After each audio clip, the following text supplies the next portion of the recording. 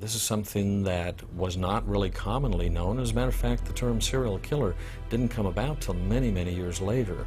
Most serial killers are psychopaths, which is to say they are very, very, really frighteningly rational people, but people who have no human conscience and no capacity for remorse, and who just see other human beings as objects to be manipulated and exploited and used for their own depraved purposes. It's impossible to feel any sort of sympathy for a Ted Bundy or John Wayne Gacy. They were just out-and-out monsters. And even though Gein has been turned into a monster in our imaginations, you know, the real man had a lot that was very, very, very pitiable and pathetic about him. Very rarely would somebody develop into this kind of a personality without suffering some tremendous abuse themselves. He certainly didn't seem to be schizophrenic in the traditional sense. Most schizophrenics begin to show signs of their mental illness in their early 20s, and it was not until Eddie Gein was even 39 that his mother died, and it was thereafter that he seems to have begun his reign of terror. Gein, as it turned out, was actually psychotic, which meant that he had this very, very, very severe psychological condition in which he was subject to various sorts of hallucinations.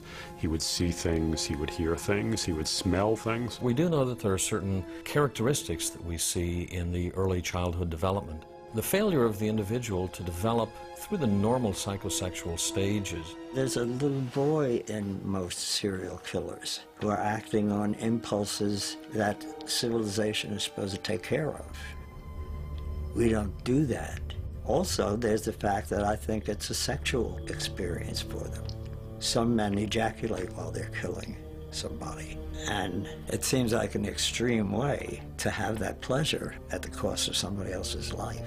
One reason we're so fascinated with characters like Ed Gein is because we can't resist them. His crimes are so horrible, they kind of bypass rationality and grab us in the primitive brain. They are the stuff of classic mythology and fairy tales. You know, there's a kind of folk story that exists all around the world, and folklorists call this sort of story the bloody chamber. And these are stories about places where people are warned not to go. And in all these bloody chamber stories, what is ultimately discovered in this forbidden place, it's a room filled with the dismembered body parts of the monster's former victims, and you are next. Ed Gein is the boogeyman.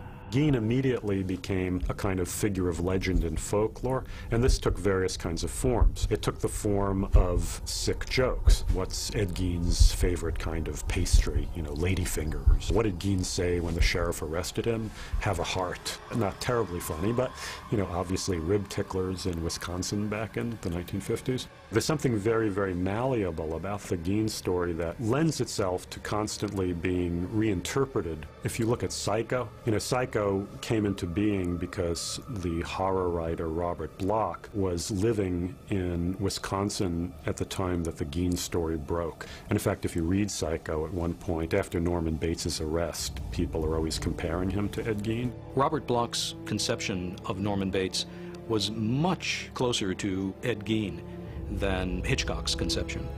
Hitchcock, for obvious commercial reasons, wanted to cast attractive, well-known stars. The Norman Bates in the book was a man in his 40s who wore big, thick glasses. He was kind of unattractive. The kind of person nobody would ever dream could be capable of these crimes, and